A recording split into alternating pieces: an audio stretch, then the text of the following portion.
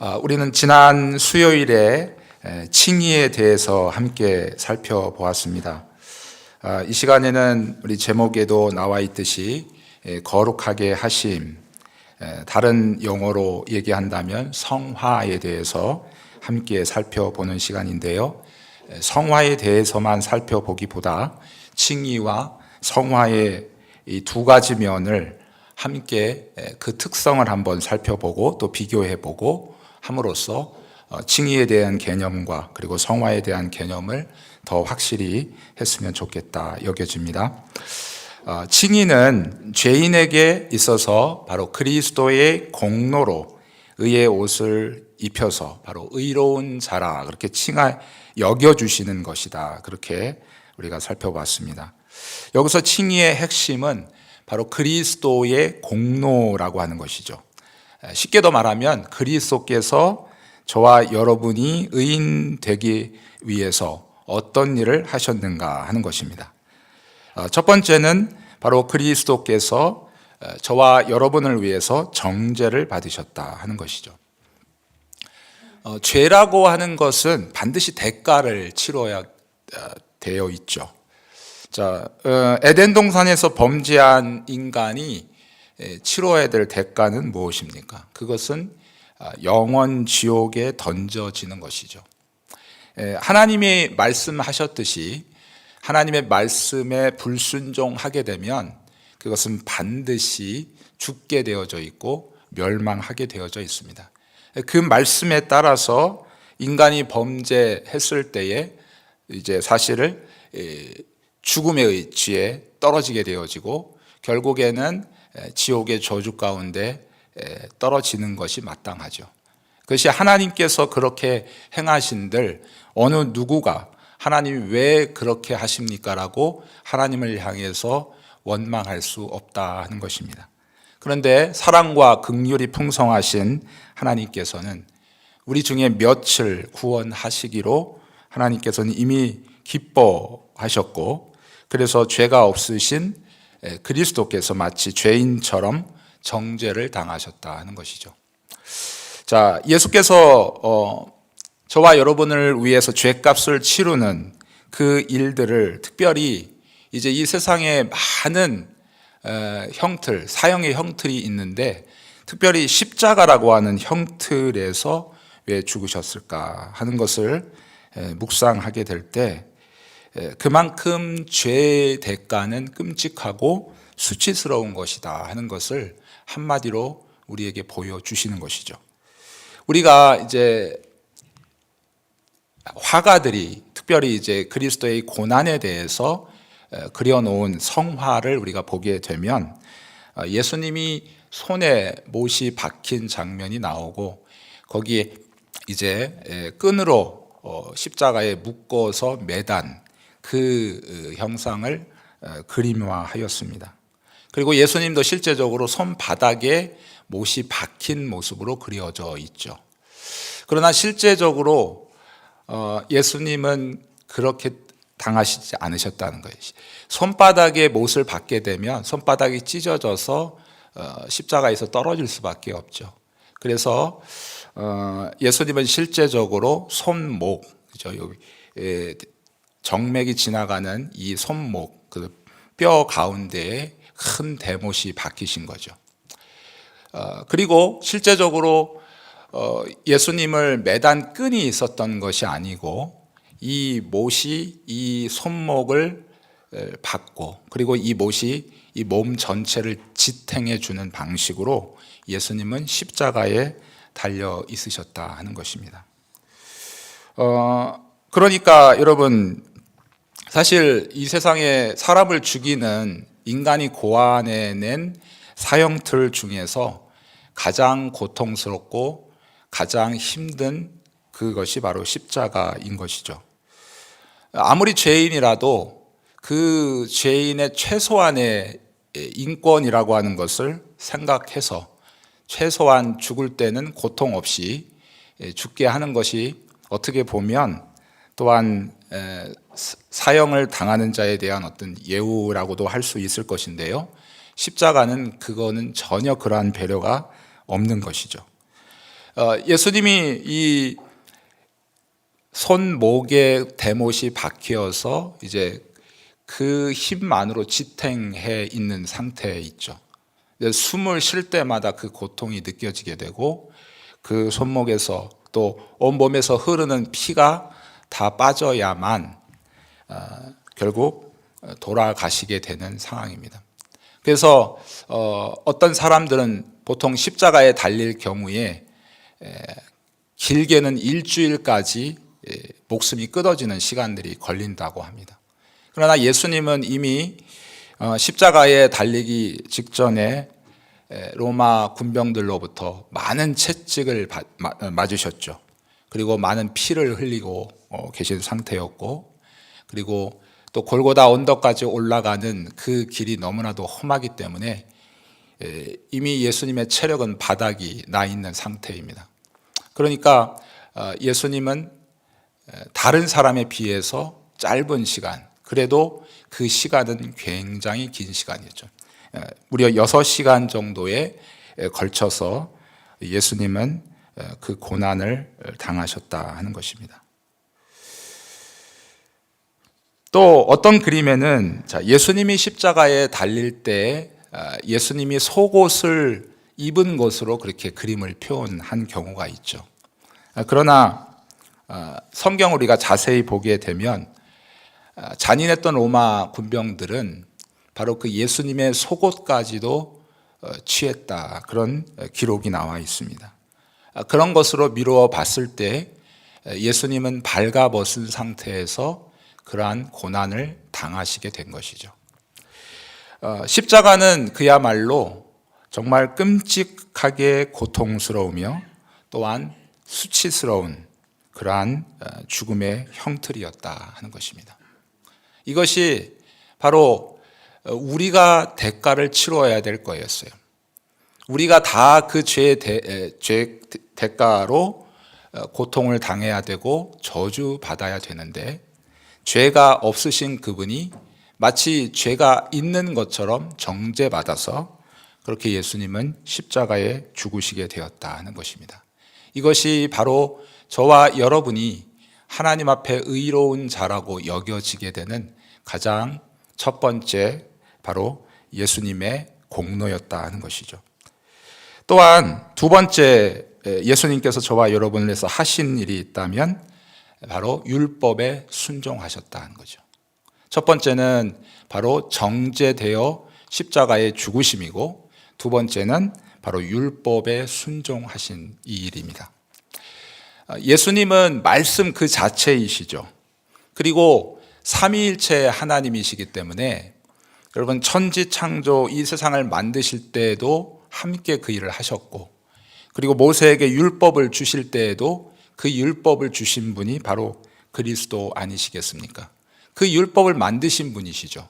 율법을 만드신 분이라면 당연히 어떤 일을 하시겠습니까? 그 율법을 준 백성들이 그 율법을 잘 실행했을 때 상을 주고, 그렇지 못했을 때 벌을 주는 그 판단자의 역할, 바로 심판자의 역할을 하는 것이 바로 그리스도가 하시는 일이었죠. 그러나 바로 그 그리스도께서 우리가 지켜야 될 그 하나님의 율법을 우리가 이제 지킬 수 있는 능력을 상실했기 때문에 바로 그리스도께서 대신 그 율법에 순종하게 되셨다 하는 것입니다.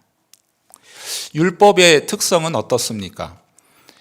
우리가 지금 10계명을 여러분이 이제 성경책 뒤에 이렇게 보게 되시면 10가지 계명들이 나와 있는데, 그 10가지 계명 중에서 단 한 가지라도 지키지 못하면 9가지를 지켰다 할지라도 하나도 지키지 않은 것처럼 여겨지게 되는 거예요. 그러니까 율법의 요구라고 하는 것은 10가지면 10가지 완벽하게 100% 지켜야 되는 것이죠. 그러니까 우리는 죄로 인해서 타락하고 그리고 오염되어져 있기 때문에 하나님의 말씀을 지킬 수 있는 능력을 상실해 버렸습니다. 그래서 바로 그리스도께서 대신 우리가 지켜야 될 그 율법을 대신 지키시되 완전하게 지켜주셨다. 율법의 요구라는 건 뭐예요? 10가지면 10가지 완벽하게 지키라는 요구입니다. 그것을 그리스도께서는 완전히 지켜주셨다 하는 것입니다. 바로 이것이 바로 저와 여러분을 위해서 그리스도께서 행하신 일이고, 이 공로에 힘입어서 바로 우리는 그 그리스도의 거룩한 옷을 우리가 입게 되었다. 그리고 바로 재판장이신 하나님께서는 그 그리스도의 거룩한 의의 옷을 보시고 우리를 거룩하다, 그렇게 법정적으로 선포해 주시는 그러한 칭의의 놀라운 역사다 하는 것을 우리가 함께 살펴보았습니다. 자, 우리가 칭의 받은 자로서 특별히 우리의 죄를 용서해 주셨다 했을 때는 바로 여기 원죄를 얘기합니다. 그래서 이 원죄에 대한 이 죄를 완전하게 없애버리신 거죠. 제거해 버리시고, 그리고 우리를 하나님의 거룩한 자녀로 삼아 주셨는데, 이렇게 하나님께서 거룩한 자들로 부르신 자들에게 하나님께서는 바로 첫 번째 칭의로 사실은 그리스도의 의로 우리가 덧입혀져 있지만 우리의 속사람은 여전히 죄악된 모습으로 있단 말이죠. 그래서 그것을 다른 말로 표현할 때 자범죄라고 할 수 있습니다. 그러니까 원죄로부터 생겨난 그 영향으로 세어난 우리의 연약한 모습들, 자범죄라고 얘기할 수 있는데, 이 죄악들, 이것들이 우리의 인격에 스며들어 있고 우리의 가치관이 되어져 있고 우리의 삶의 스타일이 되어져 버렸기 때문에 이제 바로 하나님의 백성된 저와 여러분들이 이제 이 우리의 마음으로부터, 우리의 생각으로부터, 우리의 가치관으로부터 모든 이 죄악들을 하나씩 하나씩 걷어내고 제거하여서 하나님을 닮아가는 그러한 거룩한 존재로 만드시기 위한 것, 이것이 바로 성화이다 하는 것입니다. 그래서 우리를 칭의, 다른 말로 표현하면 우리를 구원하신 이유를 한마디로 성경은 바로 그리스도를 닮아가는 거룩한 모습으로 살아가게 하기 위해서 우리를 구원하셨다. 성경은 이렇게 얘기하고 있습니다. 그래서 칭의와 성화는 기독교의 가장 중요한 핵심 요소이죠. 그래서 칭의와 성화는 분명히 뭔가 특성이 있습니다. 자, 어떤 특성이 있을까? 이 칭의와 성화 관련해서 우리가 꼭 기억해야 될 것이 있습니다. 자, 칭의라고 하는 것이 주체가 되어져서 성화를 끌고 가야 되는 거죠. 그러니까 칭의의 열매로 나타나는 것이 바로 성화인 것입니다. 더 쉽게 말하면 우리가 하나님의 아들, 딸로 부르심을 받고 우리가 하나님의 거룩한 자로 부르심을 받았기 때문에 우리는 이 땅에서 예수님을 닮아가는 거룩한 삶을 살아가야 되는 그러한 사명을 가진 자들입니다. 여러분, 근데 이 세상에서도 도덕이나 윤리를 중요시 여기는 사람들이 있죠. 이런 하나님의 택함 받지 않은 불신자들도 굉장히 도덕이나 윤리적으로 탁월한 사람들이 있어요. 그들을 우리는 성인군자라고 부르는데, 여러분, 우리는 그러한 자들이 아니에요. 그들은 그들의 그 윤리와 도덕적인 어떤 그런 것으로 말미암아 다른 사람들에게 존경을 받고 또 정말 좋은 사람이다 칭함을 받을지는 몰라도 그것으로 그들은 구원에 이를 수 없는 것이죠. 자, 우리는 이미 하나님의 의로 말미암아 그리스도의 공로로 하나님의 자녀가 되었기 때문에 그 자녀에게 하나님께서 반드시 원하시는 그것이 바로 주님을 닮아가는 거룩한 삶이다 하는 것입니다. 그래서 기차로 비유한다면, 자, 칭의는 기관차와 같고 그리고 성화는 객차와 같다. 그래서 칭의가 기관차가 되어져서 이 성화를 끌고 가는 그러한 형태가 되어져야 되겠죠. 근데 반대로 여러분 성화가 기관차가 되어지고 칭의가 끌려가는 상태라고 한다면 어떻게 되겠습니까? 성화라고 하는 것은 여러분 우리가 하나님의 말씀을 지키고 그래서 이것들이 어떤 도덕적이고 윤리적인 이러한 관점에서 보게 될 때 세상적으로는 도덕적이고 윤리적인 관점이고 우리가 교회 안에서 보게 될 때는 하나님의 말씀을 지켜는 율법을 지켜나가는 그러한 일들을 말하겠죠. 이것이 성화의 과정이죠. 근데 이것은 우리가 행하는 행함이잖아요. 우리의 행위잖아요. 이 행위가 기관차가 되어서 끌고 간다면 무엇을요? 바로 칭의. 그러니까 우리의 행함으로 말미암아 우리가 의롭게 되어지고 우리가 하나님의 자녀로 구원받을 수 있다라는 바로 이런 논리가 성립이 되거든요. 이것은 바로 로만 카톨릭이나 또 세상의 모든 종교들이 추구하고 있는 자기가 선한 행실과 자기의 공로로 구원에 이르고자 하는 바로 행위 구원과 관련되어져 있습니다. 그러니까 결코 이렇게 돼서는 안 되는 것이죠. 바로 성경은 분명히 얘기하고 있듯이 바로 이 하나님께서 우리를 택하여 주신 이 사건으로 말미암아 우리가 이제 자연적으로 그 결과로 나타나는 것이 바로 그리스도를 닮아가는 거룩한 삶이다 하는 것을 우리가 기억해야 하겠습니다. 또 칭의와 성화 관련해서 우리가 기억해야 될 것은 칭의는 외부로부터 주어진다. 그러나 성화는 내부로부터 어떤 성령의 은혜로 말미암아 우리 안에 그 성령의 은혜가 주어져서 우리 안에서 있는 죄악들을 제거해가는 그러한 일들을 말하고 있습니다. 자, 칭의는 외부로부터 주어진 거라고 했는데 이것은 특별히 그리스도께서 저와 여러분을 여러분을 위해서 하신 아까 죄사함의 공로 또 율법을 지키시는 이 두 가지 이 사건이 바로 마치 그리스도가 하셨잖아요. 예수님이 하신 일인데 그것이 마치 우리가 한 것처럼 여겨주시는 것. 자, 이것을 다른 말로 표현하면 전가되어졌다 이렇게 표현을 하거든요. 그래서 우리는 우리 죄를 씻기 위해서 한 일이 아무것도 없어요. 제가 지난 시간에도 말씀드렸듯이 우리가 죄인인 줄 알고 정말 눈물을 바다처럼 쏟고 정말 다윗처럼 그 침상이 다 뜰 만큼 눈물을 흘리고 그리고 맨 무릎으로 수천 개에 되는 계단을 기어 올라간다 할지라도 우리는 우리 자신의 힘으로 여러분 그것을 의롭다 할 수 있는 아무 힘이 우리에게는 없다 하는 것이죠.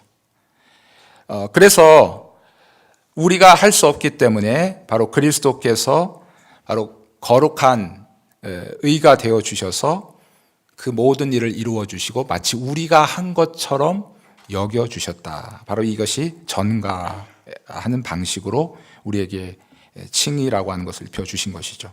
그래서 칭의와 관련해서는 세 가지 정도로 전가 교리를 우리가 설명을 할 수 있는데 첫 번째는 로마서 5장 12절에 보게 되면 사도 바울이 아담과 그리스도를 이렇게 서로 비교하면서 어떻게 얘기하고 있냐면 아담 한 사람을 통해서 죄가 들어오게 되었다 이런 표현을 하고 있거든요. 실제적으로 아담과 하와가 에덴 동산에서 선악과를 따 먹게 되었죠. 그러니까 그 죄를 지은 것은 아담과 하와인 거예요. 그런데 그 죄를 지은 영향력이 그 후에 태어난 모든 사람들에게 영향을 미치게 돼요. 아담과 하와가 죄를 지었지만 결국 그 후손들도 동일하게 죄를 지은 것처럼 그 영향력이 끼쳐지게 된다. 그런 이유는 바로 아담을 모든 인류의 대표로 세워줬기 때문에 그런 것이죠. 그 대표자로서 하나님의 말씀에 불순종하고 실패한 삶을 살았기 때문에 그 영향력이 모든 그 위에 태어난 모든 세대에게 그 영향을 끼치게 되어졌다. 이런 관점에서 볼 때 이것도 전가되어진 하나의 그 방법이라고 우리가 생각할 수 있겠습니다. 자, 두 번째 칭의와 관련해서 전가되어지는 방식은 바로 이런 것이죠. 우리의 죄가 그리스도에게로 옮겨가는 것을 말해요. 이것은 구약의 제사의 과정 속에서 많이 나타나게 되는데요. 구약의 성도들에게 하나님께서 죄를 용서받을 수 있는 방법으로 바로 제물들을 가져오도록 그렇게 했죠.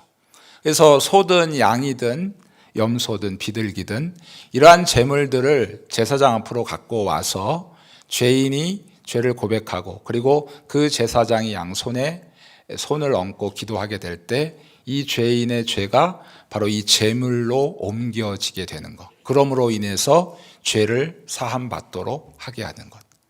이런 제사의 형태를 통해서 결국 앞으로 오실 그리스도께서 어떤 일을 하시게 되는가. 바로 그분이 제사장인과 동시에 희생 제물이 되어 주셔서 단번에 우리 모든 죄를 바로 그분 스스로가 가져가실 것을 우리에게 보여주신 것이다 하는 것입니다. 마지막으로 전가와 관련해서 우리의 죄가 그리스도에게로 옮겨지고 그분의 거룩한 의, 바로 깨끗하고 거룩한 의가 우리에게 옮겨지는 것. 자, 이것이 또한 바로 전가되어지는. 그래서 예수님은 죄인이 아니시지만 우리의 죄를 가져가심으로 마치 죄인처럼 정죄를 당하시고 우리는 여전히 죄인이지만 예수님께서 의를 행하셔서 그 의를 우리에게 주시니까 우리는 그 의를 위해서 내가 죄사함을 위해서 구원을 위해서 행한 일이 아무것도 없지만 바로 그분께서 나에게 주신 의를 바로 내가 한 것으로 하나님께서 여겨주심으로 하나님께서 우리에게 칭의의 은혜를 주셨다 하는 것입니다. 바로 칭의는 이처럼 그리스도의 의가 우리에게 전가되어서 우리의 죄, 특별히 원죄를 사면케 해주시는 형태로 저와 여러분이 의로운 자가 되어졌다 하는 것이죠. 이 사면이라고 하는 단어는 그렇게 생소하시지 않을 겁니다. 8월 15일과 같은 이런 의미 있는 국경일에 이 대통령의 권한으로 죄인들을 사면해 주는 것을 여러분 뉴스에서 보신 일이 있을 것입니다. 자, 사면된 사람들은 어떻습니까? 작게는 운전 이렇게 벌칙을 당하면 벌점이 있게 되죠. 그 벌점이 쌓이면 나중에 운전면허가 취소가 되잖아요. 근데 그 별점도 없어지는 거죠. 작게는 이 운전하시는 분들부터 시작해서 크게는 큰 죄를 범한 사람들에 이르기까지 사람들을 사면한다 하는 거예요. 더 이상 죄의 기록이 남아있지 않는 것을 말하죠. 그들의 모든 죄목이 삭제되고 없어지는 것을 말합니다. 혹시 이 사람이 혹시 무슨 범죄자가 아닐까 경찰이 와서 신원조회를 해보아도 그들은 더 이상 죄인이 될 수 없는 것이죠. 왜냐하면 그들은 법정적으로 이미 신분이 바뀌어졌기 때문에 죄인이라고 하는 신분에서 바로 이제 그 죄를 벗어난 의인으로 그들의 신분이 바뀌어졌기 때문에 그렇습니다. 하나님께서도 바로 그리스도의 거룩한 의로운 행위를 보시고 저와 여러분을 더 이상 죄인으로 여기지 않으시고 의인으로 여겨주셨다. 바로 이 사면의 형태로 저와 여러분을 그렇게 신분을 바꾸어 주신 것입니다. 자, 그러나 여러분, 사면을 받은 사람이라 하더라도 여러분 그 사람 안에 있는 원래의 죄가 없어지지는 않았을 거예요. 자, 어떤 사람이 여러분 사기죄 때문에 구속되어서 죄인이 되었다가 사면을 받았다고 합시다. 근데 그 사람 안에 다른 사람을 속이려고 하는 그런 정직하지 못한 태도가 없어졌을까요? 여러분, 사기범이 사면을 받았다고 해서 그 마음에 사기를 치고자 하는 그 마음이 그 죄의 어떤 욕망들이 사라져 버렸겠느냐 하는 것이죠. 그렇지 않다는 것이죠. 자, 우리도 마찬가지입니다. 우리가 그리스도의 의의 옷을 입어서 사면을 받고 바로 그리스도의 의 때문에 하나님은 우리를 의인으로 여겨주시기는 했지만 우리 안에는 여전히 바로 죄, 원죄의 영향으로 남아있는 오염된 것과 부패된 것들이 남아있어요. 그것이 바로 자범죄, 우리가 생활에서 짓는 죄의 형태로 나타나게 되죠. 자, 이러한 자범죄를 바로 제거하는 과정을 바로 성화다라고 그렇게 말할 수 있습니다.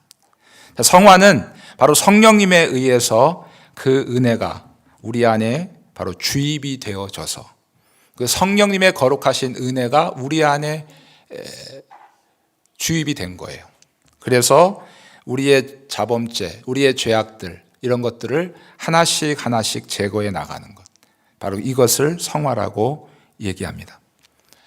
어떻게 보면 예수님을 믿고 난 그 다음 날부터 우리가 거듭나고 정말 하나님의 자녀라고 확신한 그 이후부터 우리가 죽을 때까지 또 주님 오시는 그날까지 우리의 삶 긴 여정은 바로 이 성화되어져 가는, 우리 안에 여전히 남아있는 이 죄의 오염된 형태로 남아있는, 때로는 그것이 우리의 인격에 남아있고 우리의 생각에 남아있고 우리의 가치관 가운데 남아있는 이 모든 것들을 하나씩 하나씩 이제는 바로 말씀으로 제거해지고 성령의 능력으로 제거해서 그리스도처럼 거룩하게 되어지고 그리스도처럼 거룩하게 삶을 살아가도록 이루어가는 것, 이것이 바로 신앙생활이고 믿음의 생활이다, 이렇게 말할 수 있을 것입니다.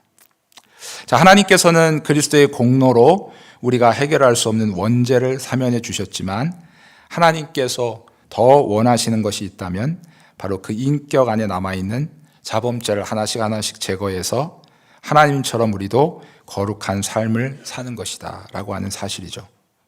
이러한 성화의 과정은 매우 길고도 많은 인내가 필요하죠. 분명히 성경은 말합니다. 이 땅에서 우리가 평생을 살아도 우리가 완전하게 그리스도를 닮아갈 수 없다고. 우리는 원죄는 용서받았지만 우리 안에 남아있는 이 자범죄, 이미 육체가 죄로 인해 오염되어지고 부패되어진 이 모습은 그리스도께서 다시 오셔서 우리의 육체가 변화되기 전까지는 여전히 죄의 유혹에 민감하고 결국 죄를 질 수밖에 없는 그러한 육체임을 성경이 우리에게 말해주고 있어요. 그럼에도 불구하고 이 땅에서 우리가 아무리 힘들게 해도 완전하게 그 성화를 이룰 수 없음에도 불구하고 하나님께서는 우리가 순간순간마다 하나님을 닮아가는 거룩한 존재로 살아가도록 우리를 하나님의 자녀로 부르셨다 하는 것을 우리가 기억해야 하겠습니다. 우리의 믿음의 선배 사도 바울도 이러한 신앙생활을 한 사람이었습니다. 이것이 어떻게 보면 선한 싸움이라 할 수 있고 이것이 어떻게 보면 경건의 훈련이라고 할 수 있겠죠. 로마서 7장 21절과 24절에 보게 되면 사도 바울이 얼마나 치열하게 이 선한 싸움을 싸우고 경건의 훈련을 했는가 하는 것을 우리에게 보여주고 있습니다. 함께 찾아서 읽어보도록 하겠습니다. 신약성경 248페이지 로마서 7장 21절에서 24절까지 있는 말씀입니다.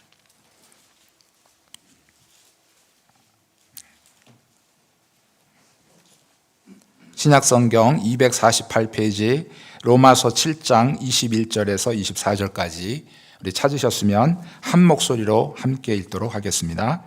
그러므로 내가 한 법을 깨달았노니 곧 선을 행하기 원하는 나에게 악이 함께 있는 것이라. 내 속사람으로는 하나님의 법을 즐거워하되 내 지체 속에서 한 다른 법이 내 마음의 법과 싸워 내 지체 속에 있는 죄의 법으로 나를 사로잡는 것을 보는도다. 오라, 나는 곤고한 사람이로다. 이 사망의 몸에서 누가 나를 건져내랴. 아멘. 여러분, 우리가 예수님을 만나기 전, 우리가 거듭나기 전 세상에 살 때에는 죄를 짓는 것, 양심의 가책 정도는 느끼겠죠. 그러나 내가 죄를 졌음에도 불구하고 끊임없이 다른 사람과 비교하게 됩니다. 내가 거짓말을 했음에도 불구하고 저 사람은 나보다 더 큰 거짓말을 했기 때문에 내 거짓말은 거짓말하는 것이 안 되고, 그 사람만 거짓말한 것처럼 그렇게 여겨지게 되는 것이죠.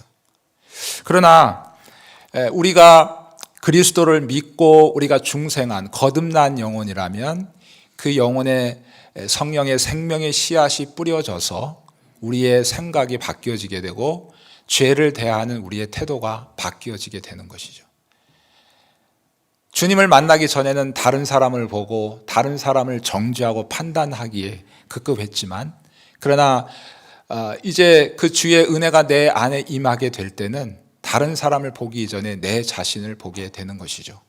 그래서 내 안에 얼마나 큰 죄의 덩어리가 있고 내가 말하는 것, 내가 숨쉬는 모든 것이 죄의 덩어리다, 그것을 깨닫는 즉시 좌절할 수밖에 없고 정말 하나님 앞에 통회하며 울 수밖에 없는 것이죠. 그래서 사도 바울은 내가 죄인 중에 괴수라고까지 고백을 했습니다.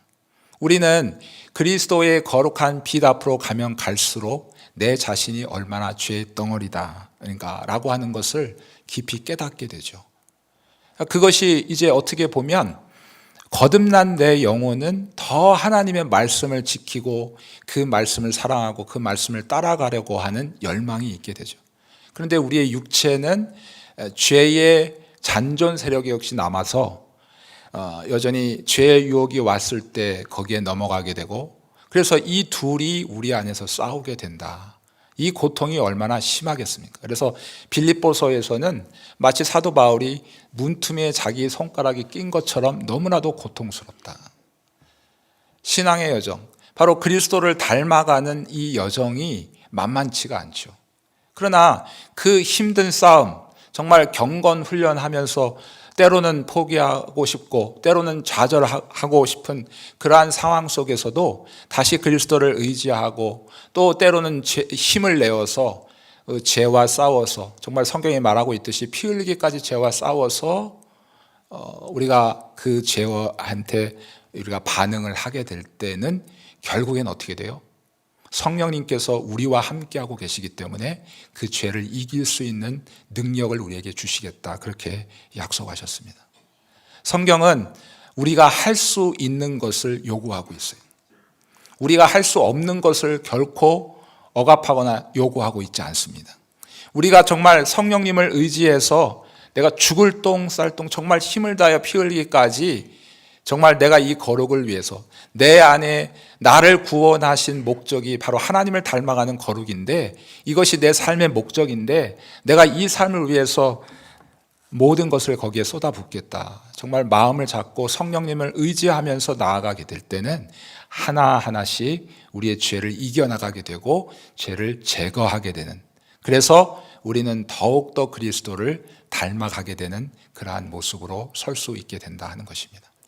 여러분, 하나님께서 우리를 의롭다 하신 것에는 차별이 없어요. 예수를 오래 믿었든지 아니면 지금 갓 믿었든지 그 의로움에는 차이가 없습니다.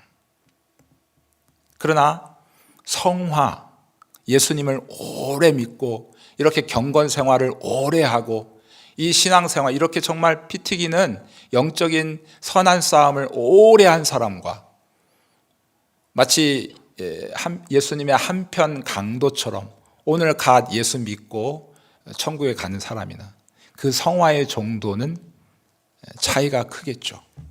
우리 안에도 마찬가지예요. 하나님께서 너희를 의롭게 하셨다, 의롭다 하심은 어린아이나 어른이나 신앙 오래 연수가 된 사람이나 작은 사람이나 똑같지만, 그러나 바로 그 믿음을 가지고 성령님을 의지하여 선한 싸움을 싸우고 그 시간을 오래 보낸 사람은 바로 그 성화의 정도, 그 거룩함의 정도가 하나님 앞에 정말 인정받게 될 거예요. 그래서 하나님께서는 그것을 보시고 우리에게 상을 허락해 주시고 잘했다, 칭찬해 주실 것이다 하는 것입니다.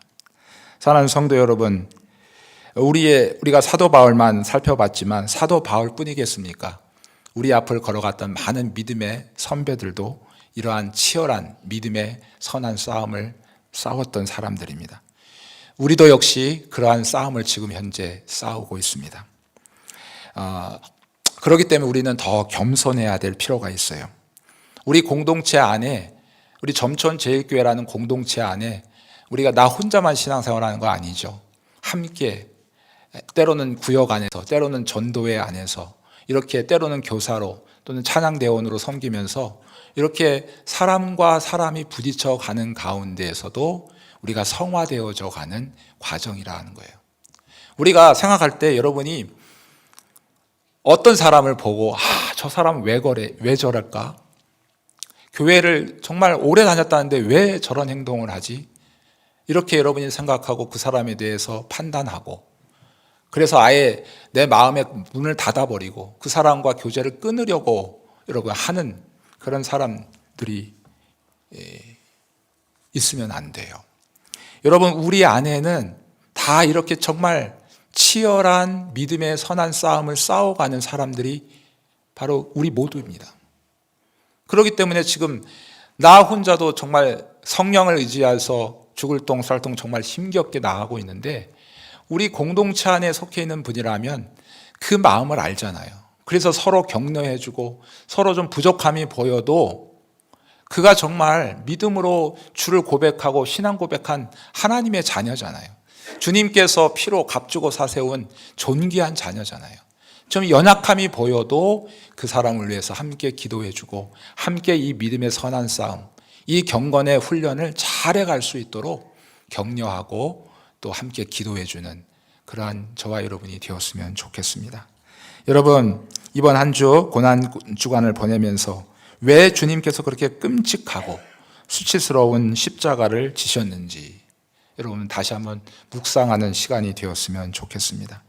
자신의 생명을 다 주어서까지 우리를 구원하신 그리스도께서는 바로 그토록 저와 여러분에게 원하셨던 그 한 가지, 바로 하나님의 자녀답게 오늘 하루를 살아도 거룩한 삶을 살아라라고 하는 이 그 주님의 우리를 향한 간절한 호소, 그리고 그 말씀을 기억하며 이 고난주간을 보내시고, 우리가 하나님의 거룩한 자녀로 부름받았으니 바로 이 일을 위해서 우리가 평생도록 함께 이 믿음의 거룩한 길을 걸어가며 함께 걸어가는 우리 옆에 있는 동료들을 함께 또 독려하고 격려하면서 함께 이 믿음의 길을 잘 걸어갈 수 있도록 함께 기도하는 저와 여러분 다 되시기를 주님의 이름으로 축복합니다.